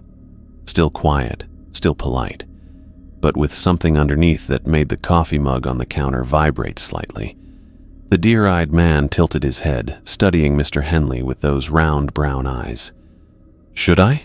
the deer-eyed man asked. Behind me, the child's voice was getting distorted beyond recognition. The words were breaking apart, becoming sounds that hurt to hear. I kept writing on my clipboard, my pen moving across the paper in shaky lines. Toilet paper needs restocking. Hand soap dispensers working fine. The routine was the only thing keeping me sane. Mr. Henley took another step toward the entrance. The glow around his skin was getting brighter, and now I could see that his teeth were pointed. Not just the canines, but all of them, sharp and white like a shark's mouth. "The boy follows the rules," Mr. Henley said, and I realized he was talking about me. He shows proper respect. He doesn't interfere. The deer-eyed man looked at me again, those animal eyes studying my face. I kept my gaze fixed on the inventory sheet, but I could feel his attention like a weight pressing down on my shoulders. "The rules," the deer-eyed man repeated. "Yes, I suppose he does follow them most of the time." "Always," Mr. Henley corrected. He acknowledged me properly. He ignores the child. He would have hidden from you, if circumstances allowed. I wrote down the count for coffee stirrers, my hand shaking so badly the numbers were barely legible. The child's voice behind me had become something that wasn't words anymore, just sound that seemed to come from everywhere at once. The temperature in the diner was dropping, and I could see my breath starting to fog. The deer-eyed man took another step forward. Mr. Henley moved to block him again, and now they were maybe 3 feet apart.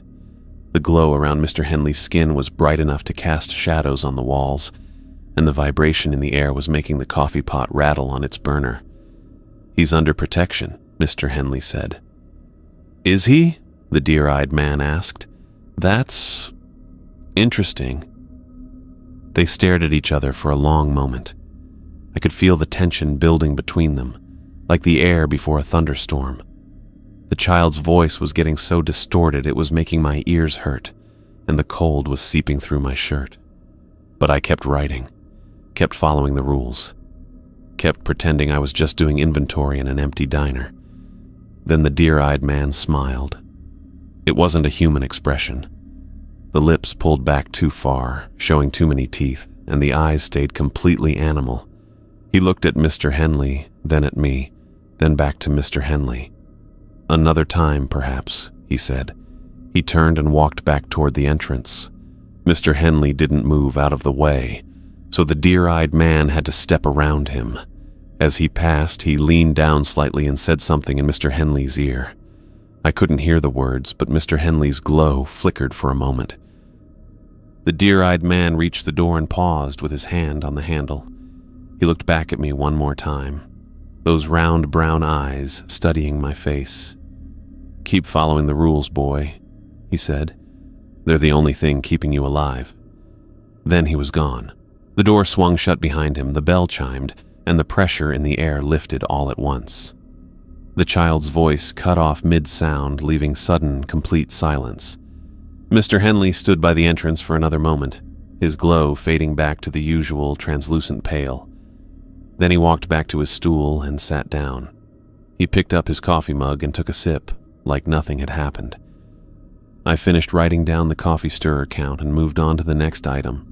My hands were still shaking, but the routine was helping me stay grounded. Salt and pepper shakers all full. Sugar dispensers, half empty. "Thank you," I said quietly, not looking up from my clipboard. Mr. Henley finished his coffee and set the mug down on the counter. He stood up, smoothed his dark jacket, and walked toward the entrance. At the door, he paused and looked back at me. "The rules exist for good reasons," he said. "Remember that."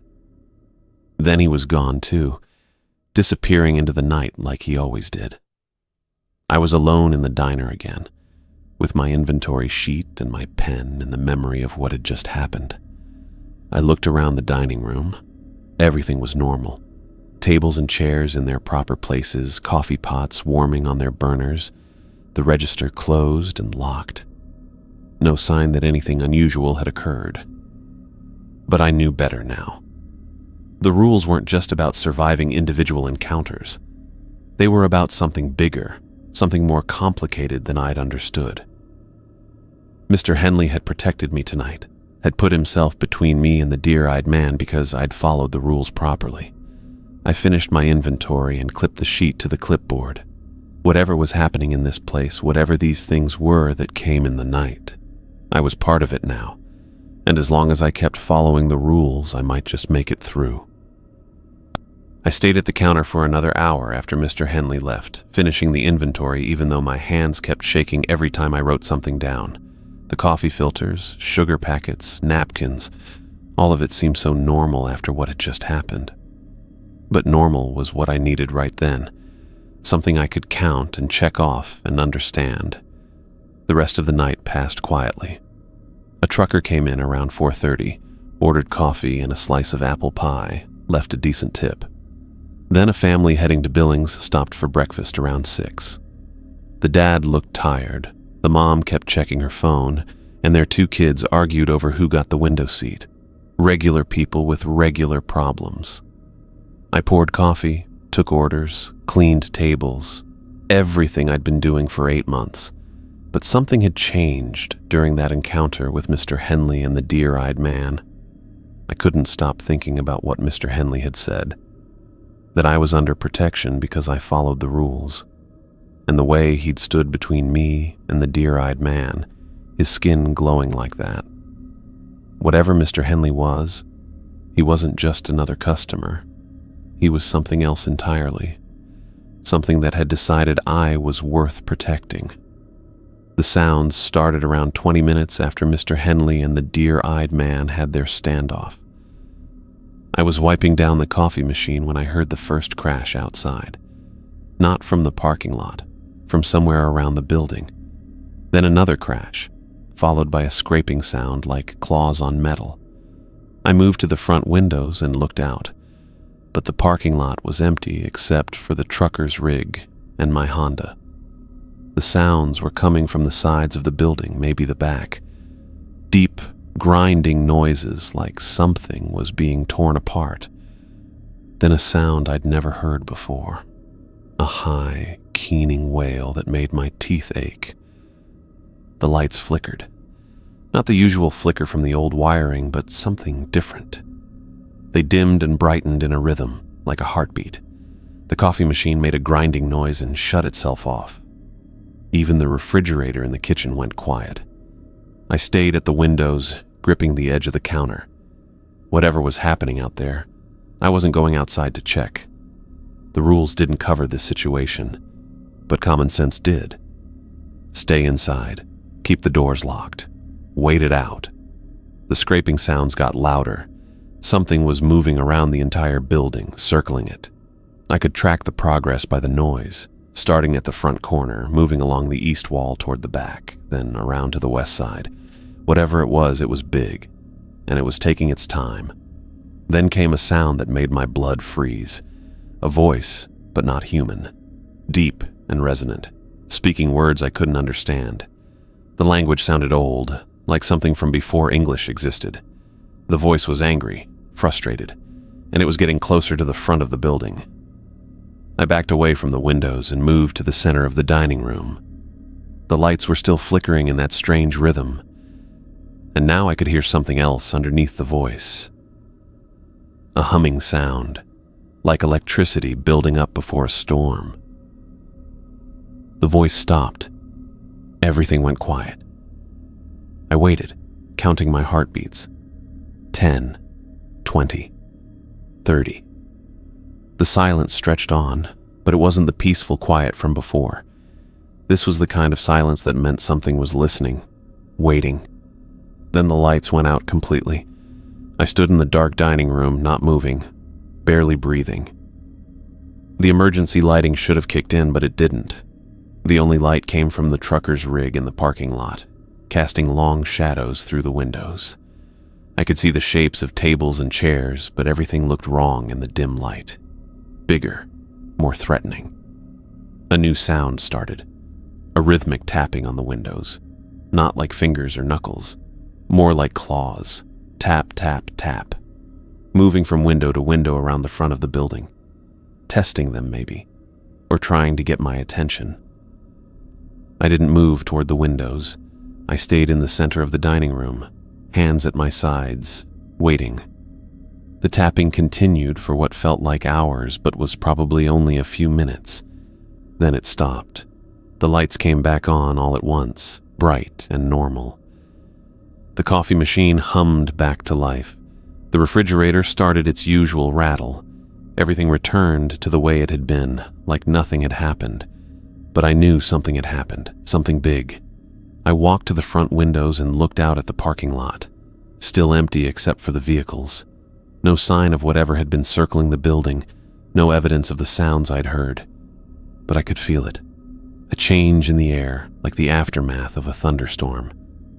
The trucker came back in around 5, paid his check, and left without mentioning anything unusual. If he'd heard the sounds, he didn't show it. Maybe the whole thing had been contained to the building itself, or maybe truckers had learned not to ask questions about strange noises at roadside diners in the middle of nowhere. When Rowan arrived for the day shift, I was sitting at the counter with a cup of coffee, trying to decide what to tell him.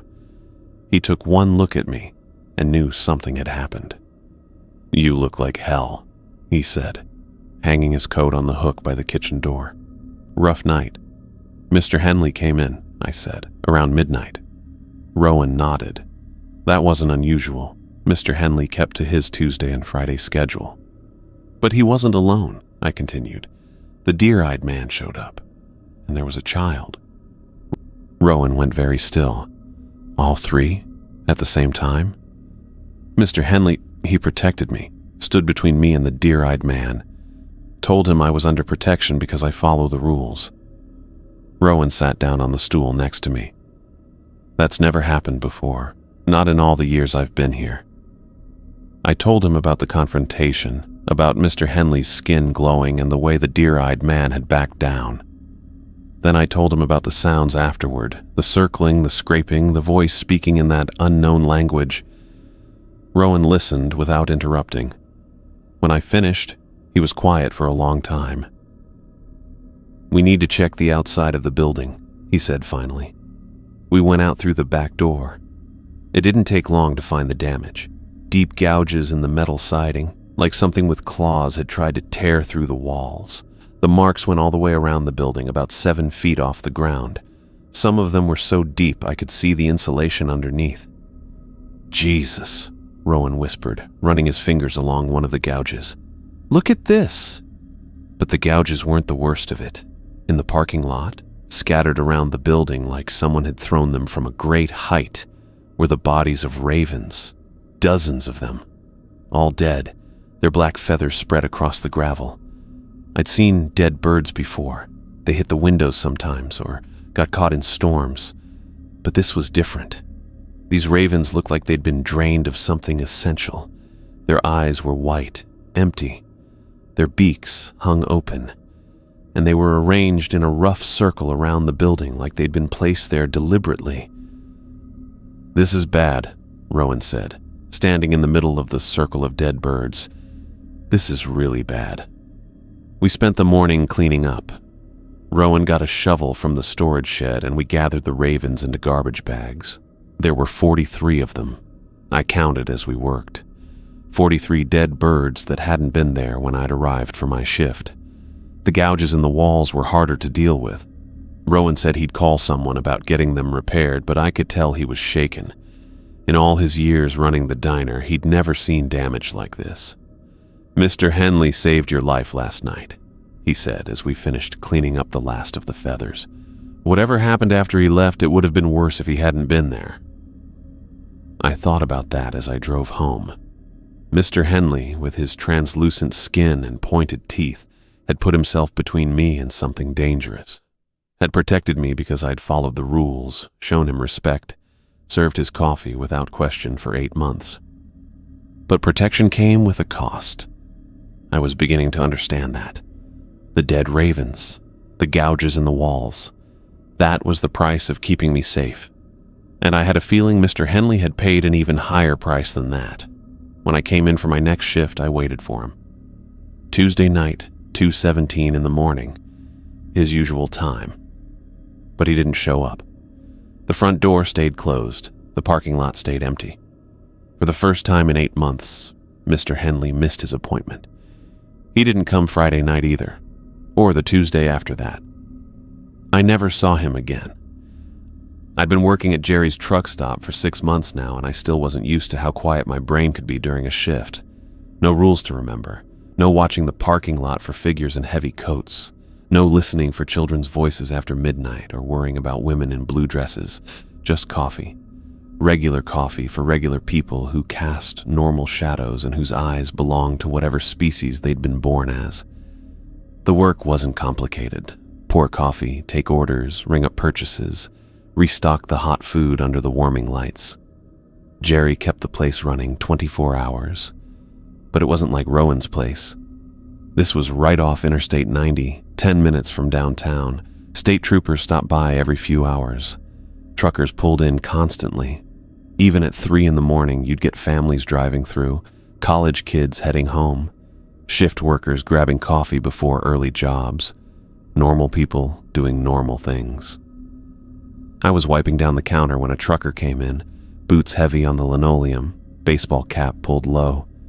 Big guy, maybe 50, with grease under his fingernails and the tired look of someone who'd been driving all night. "Coffee," he said, settling onto one of the stools. I poured from the pot I'd made 20 minutes earlier. Fresh, but not the careful timing I used to do at Rowan's. Here, if the coffee was an hour old, nobody complained. If it was 2 hours old, I'd make a new pot. Simple as that. The trucker wrapped his hands around the mug and took a sip. "Thanks." "Sure thing." He had normal eyes, brown, tired, human. When he blinked, his eyelids moved like eyelids were supposed to move. When he spoke, his voice came from one direction, at one volume, without any echo or distortion. I'd been noticing things like that for 6 months now. How people's voices sounded like voices. How their skin looked like skin instead of something you could see through. How they paid with crumpled bills and loose change instead of exact change counted out with fingers that were too long. The trucker finished his coffee, left $2 on the counter, and headed back to his rig. Through the windows, I watched him do his pre-trip inspection, checking tires, testing lights, normal stuff. He climbed into the cab and pulled out onto the interstate, taillights disappearing into the darkness.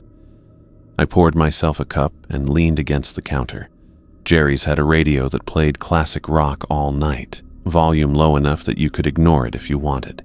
Right now, it was playing something from the 80s, guitar and drums that filled the space between customers. At Rowan's, the quiet had been different. Heavy. Like the building was holding its breath, waiting for something to walk through the door. Here, quiet just meant business was slow. My phone buzzed. Text message from my landlord about rent being due next week. Normal stuff, normal problems. I typed back that I'd drop off the check Tuesday, hit send, and slipped the phone back into my pocket. 6 months ago, I wouldn't have been able to focus on something that simple. Rent, groceries, whether my car needed an oil change. At Rowan's, your brain stayed locked on the rules, always ready, always watching. Even during the slow hours, you knew that any sound could mean something was coming. The door chimed and a woman came in, maybe 40, wearing scrubs. Nurse, probably, getting off a late shift at the hospital. "Coffee to go," she said, large. I grabbed a large cup, filled it, snapped on a lid. $2.50. She handed me $3, told me to keep the change, and left. Normal transaction. Normal person. Normal night. But sometimes, when it got really quiet like this, my mind would drift back to that last night at Rowan's. Mr. Henley standing up from his stool, his skin starting to glow that blue-white color. The way he'd positioned himself between me and the deer-eyed man. The way his voice had changed when he said I was under protection. I'd been thinking about that a lot lately. Whether Mr. Henley had known what was going to happen, whether he'd made some kind of choice that night, deciding to protect me instead of just sitting there drinking his coffee like usual. The way he'd looked at me when I thanked him. Not like someone who'd done a favor. More like someone who'd just paid a bill he'd been carrying for a long time. And then he'd never come back. I'd driven past Rowan's a few times over the past 6 months. Not stopping, just checking. The lights were always on, cars in the parking lot. Aurora Rivera had bought the place from Patterson, and it looked like she was keeping it running. I wondered if Rowan had given her the rules, if she'd believed them, if she'd hired people who could follow them. I hoped so. The rules worked. I'd followed them for 8 months, and they'd kept me alive. Even when 3 different entities showed up in the same night, the rules had been enough. Well, the rules and Mr. Henley's protection. The coffee pot gurgled as it finished brewing a fresh batch. I switched out the old pot, poured the stale coffee down the drain, rinsed the carafe. Simple maintenance. No ritual to it, no careful timing, just making sure the coffee was decent. At Jerry's, the strangest thing that happened was truckers complaining about the bathroom being out of paper towels or college kids trying to buy beer without ID. Problems you could solve with common sense. Problems that stayed solved. I'd been sleeping better too. 8 solid hours most days instead of the restless half-sleep I'd gotten used to at Rowan's. No dreams about translucent skin or deer eyes or children's voices calling from empty rooms. Just normal sleep. The kind where you woke up feeling rested instead of like you'd been standing guard all night. The radio shifted to a commercial for a car dealership in Billings. I'd grown up in Billings, back before I'd made the decisions that drove me out to Highway 87 in the first place. Seemed like a different life now, different person. Working at Rowan's had changed something in me. Made me more careful, maybe. More aware of how much I didn't know about the world. Before that job, I'd thought weird meant difficult customers or equipment that broke down at the wrong time. Now I knew weird could mean things that shouldn't exist, following rules that kept you breathing. But it had also taught me to appreciate normal, really appreciate it. The weight of a regular conversation with a regular person. The simple pleasure of going through a whole shift without checking over your shoulder or listening for sounds that didn't belong. Another trucker came in, different from the first one. Younger, cleaner, with the kind of energy that said he was just starting his route instead of finishing it. "Coffee and a sandwich," he said, pointing at the pre-made sandwiches in the cooler. "Which one?" "Turkey and Swiss." I rang him up, made change from a 20. He sat at one of the small tables by the window, unwrapped his sandwich, and started eating while checking his phone. Probably looking at his route, or texting his dispatcher, or just killing time before getting back on the road. Normal stuff.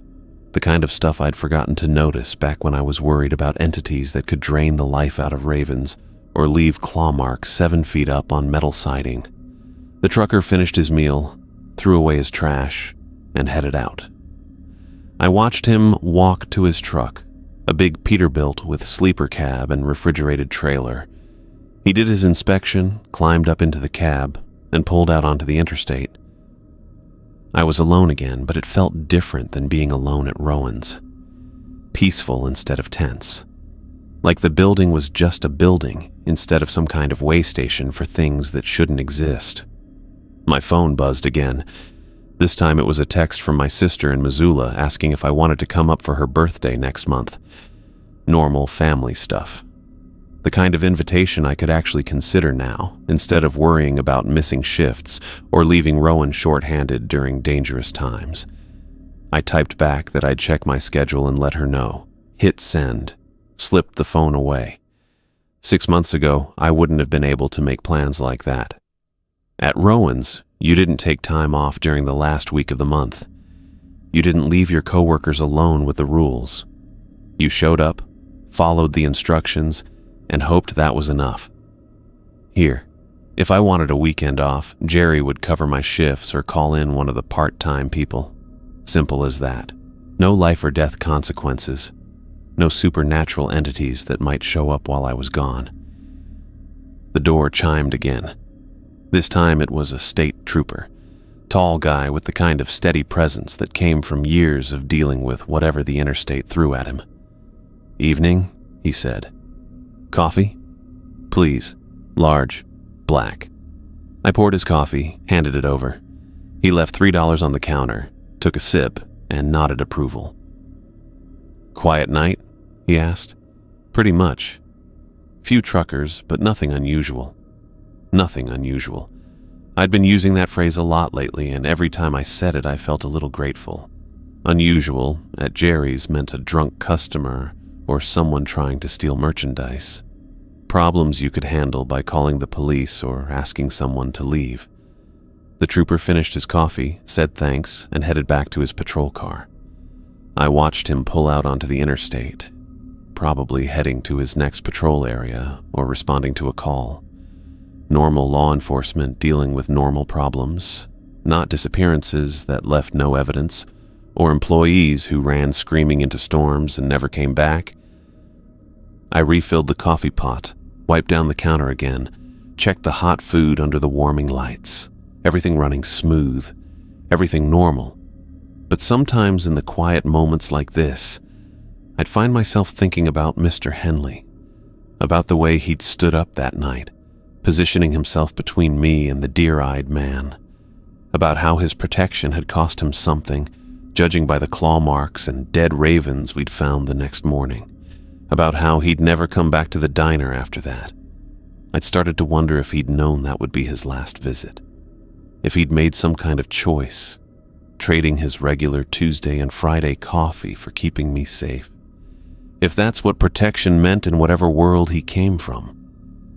The thought bothered me more than I wanted to admit, that someone, something, had paid a price for my safety, and I'd never even known his real name.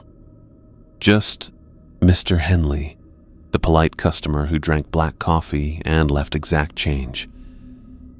I'd survived by following the rules, but Mr. Henley had made sure I got the chance to follow them. And whatever had happened to him afterward, I was here at Jerry's, pouring coffee for normal people and sleeping through normal nights. That had to count for something.